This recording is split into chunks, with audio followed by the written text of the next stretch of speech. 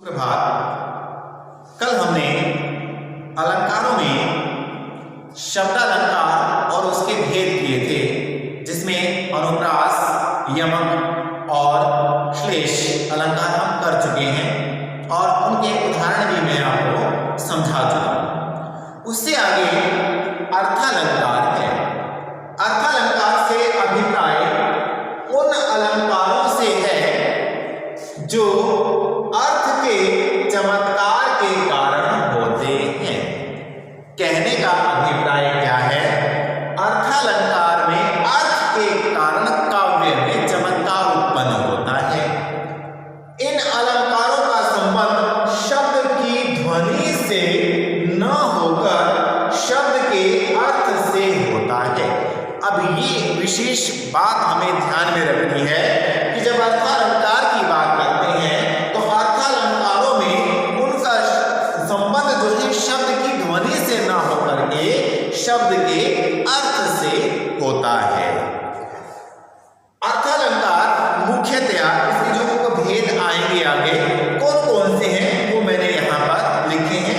पहला है उपमा अलंकार, दूसरा है रूपक अलंकार, तीसरा है उत्प्रेक्षा अलंकार, चौथा है अतिशयोक्ति अलंकार, पांचवा है मानवीकरण अलंकार और छठा है अन्योक्ति अलंकार।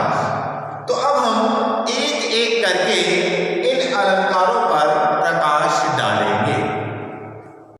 उपमा अलंकार काव्य में जहां अत्यधिक समानता के कारण सर्वथा भिन्न होते हुए भी एक वस्तु या प्राणी की तुलना दूसरी प्रसिद्ध वस्तु या प्राणी से की जाती है, वहां उपमा अलंकार होता है। तो यहाँ पर उपमा अलंकार में सबसे पहली बात हमें ये जो ध्यान में रखनी है वो यही ध्यान में रखनी है कि यहाँ पर इसमें हमें ये देखना है कि किसी प्रसिद्ध वस्तु की या प्राणी की तुलना जो है दूसरी प्रसिद्ध वस्तु या प्राणी से उसमें तुलना होगी, समानता दर्शाने का उसमें प्रयास किया जाता है।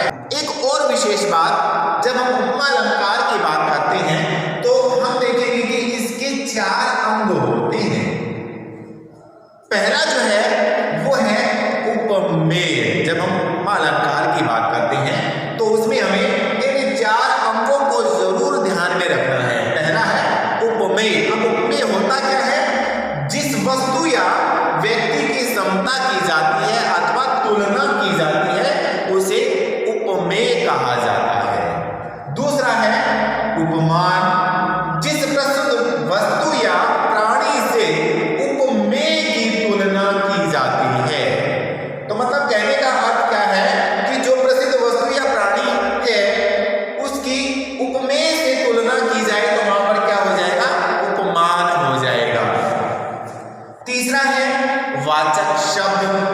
उपमेय और उपमान, जो उपमेय है और उपमान है उसकी समता को प्रकट करने वाले शब्दों को हम क्या है? वाचक शब्द कहते हैं। ये वाचक शब्द कौन कौन से होते हैं? सा, से, सी, सरिस, सम, एव, की तरह, भांति आदि। ये ऐसे शब्द हैं जब हम कोई उपमा अलंकार का उदाहरण देखेंगे तो उनमें से ऐसे कोई ना कोई शब्द आपको अवश्य मिलेंगे। चौथा है साधारण धर्म। वह गुण धर्म अथवा स्वभाव जो उपमेय और उपमान में तुलना अथवा समानता प्रकट करता है उसे साधारण धर्म कहा जाता है। तो ये मुख्य बातें हमें उपमा अलंकार के अंतर्गत याद रखनी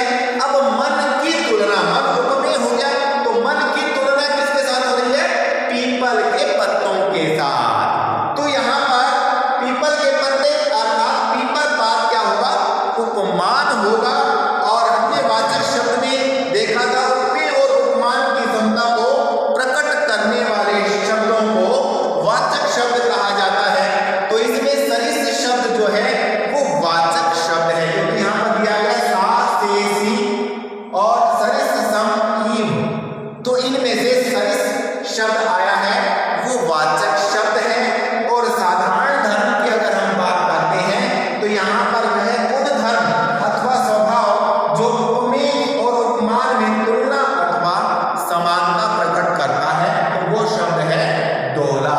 तो इस आधार पर हम उपमा अलंकार को समझ सकते हैं। अगला उदाहरण दिया गया है, हाय फूल सी कोमल बच्ची हुई राख की थी ढेरी।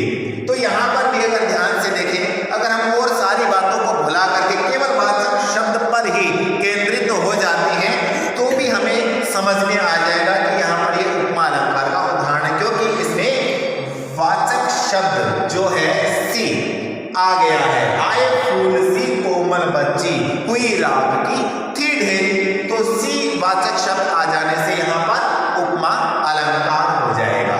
अगला उदाहरण दिया गया है, चंद्रमा सा चेहरा।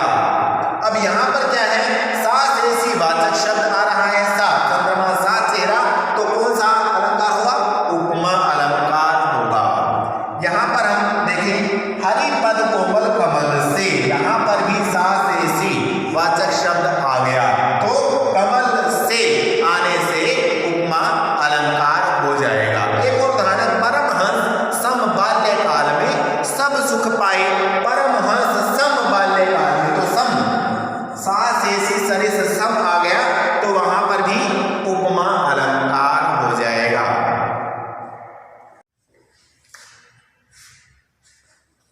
उससे अगला है रूपक अलंकार। काव्य में जहां उपमेय और उपमान में बहुत अधिक समानता के कारण उपमेय में उपमान का अभेद आरोपण किया जाए, वहां पर रूपक अलंकार होता है। तो यहाँ पर जो मुख्य बात है, उपमेय में उपमान का अभेद आरोपण, अर्थात उसे वैसा दिखाया गया होगा। कोई भी वस्तु, कोई भी ऐसी चीज जिसको उपमेय के समान उपमान से जोड़ करके दिखाया गया होता है, उसमें अभेद आरोपण किया गया होता है, वहां पर रूपक अलंकार होता है। तो इसमें उदाहरण दिया गया है, जिसे हम देखेंगे कि उपमेय का उपमान में कैसे अभेद आरोपण किया गया है। मैया मैं तो चंद्र खिलौना ले हूं। अब यहाँ पर जो विशेष बात जो हमें ध्यान में रखनी है, जब ऐसा उदाहरण हमारे सामने आता है, तो सबसे पहले हमें ये देखना है कि उपमेय का उपमान में अभेद आरोपण कैसे किया गया है। ऐसे उदाहरण यदि आते हैं तो एक विशेष बात हमें ध्यान में रखनी कि एक योजक होगा और दो भिन्न शब्द होंगे, अलग अलग शब्द होंगे, उन दोनों को ये जोड़ रहा होगा। एक योजक जो है दो शब्दों को जोड़ रहा होगा, इन दोनों में ही समानता या अभेद आरोपण करने का प्रयास किया गया होगा। अब यहाँ पर चंद्र मतलब चांद, खिलौना, अब यहाँ पर चंद्र जो है उपमेय है और खिलौना जो है उपमान है। तो यहाँ पर चांद पर खिलौने का अभेद आरोपण किया गया है, चांद को खिलौने के रूप में चित्रित करने का प्रयास किया गया है। तो यहाँ पर अगर हम और थोड़ा सा समझें कि योजक जब हट जाता है तो यहाँ पर रूपी शब्द जुड़ जाता है। मैया मैं तो चांद रूपी खिलौना लूंगा। तो यहाँ ऐसे शब्द जब मिलेंगे, ऐसे वाक्य जब मिलेंगे, हमें पहले तो उसमें उपमेय ढूंढना, फिर उपमान, और फिर ये देखना है कि उनमें अभेद आरोपण कैसे किया गया है। दूसरा उदाहरण हम देखते हैं यहाँ पर, चरण कमल बंदो हरिदाई। अब यहाँ पर चरण क्या है, उपमेय है, और कमल क्या है, उपमान है। तो यहाँ पर चरण कैसे हैं, कमल के समान है, तो यहाँ पर अभेद आरोपण किया गया है, तो यहाँ पर रूपक अलंकार होगा। तीसरा उदाहरण दिया गया है, दुख है जीवन तरु के मूल। तो यहाँ पर जीवन क्या है, उपमेय है, और तरु क्या है, यहाँ पर उपमान है, और बीच में आप योजक देख रहे हैं। तो ऐसे उदाहरण जब हमारे सामने आते हैं, उपमेय का उपमान पर अभेद आरोपण कैसे किया गया, जीवन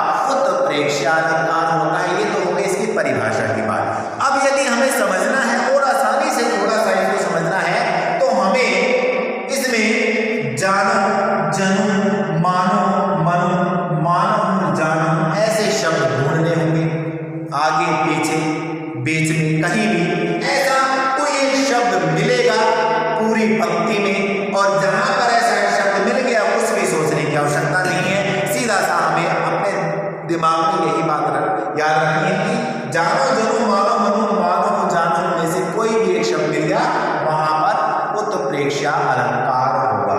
एक उदाहरण के माध्यम से हम इसे समझेंगे। उस काल मारे क्रोध के तनु कांपने उनका लगा, मानो हवा के जोर से सोता हुआ सागर जगा। अब यहां पर जो बात मैं आपको समझाना चाह रहा था कि जानो जनो मानो मनो, आपने देखा होगा कि इस पंक्ति में मानो एक शब्द आया है। हम पहचान के लिए ऐसे समझ सकते हैं कि ये उत्प्रेक्षा अलंकार का उदाहरण होगा। एक और उदाहरण हम इसमें देख सकते हैं। सिर फट गया उसका वही, मानो अरुण रंग का घड़ा। सिर फट गया उसका वही, मानो, तो यहाँ पर भी जानो जनो मानो मनो मानो शब्द आया है, तो इस शब्द से भी हम पहचान रख सकते हैं कि ये उत्प्रेक्षा अलंकार का उदाहरण है। तो प्यारे मित्रों, रूपक और उत्प्रेक्षा अलंकार पढ़े, उम्मीद है आपको ये समझ आ गए होंगे। इससे आगे बाकी के जो हमारे